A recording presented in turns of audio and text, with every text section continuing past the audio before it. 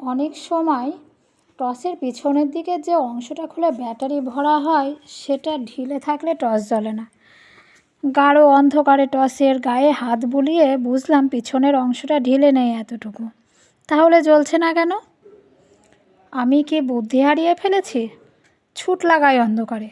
শুনেছি ভূতের ভয়ে ছুটলে ভূতও নাকি তাড়া করে পিছন পিছন, সেজন্য ছুটতে নেই। 1000 গল্প, কয়েক হাজার চিন্তা কয়েক সেকেন্ডের মধ্যে আমার মনের মধ্যে খেলে গেলেও আমি এই উপদেশের সারমর্ম বুঝবার চেষ্টা করলাম। ভয় পেয়ে অন্ধকার রাস্তায় ছুটলে দুর্ঘটনা ঘটতে পারে, সাপের গায়ে পা পড়তে পারে, রাস্তায় গর্ত বা কুয়ো থাকলে আরও বড় বিপদ।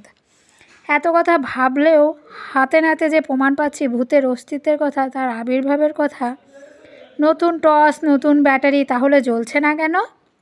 মাথা ঠান্ডা রেখে আমি এবার টর্চের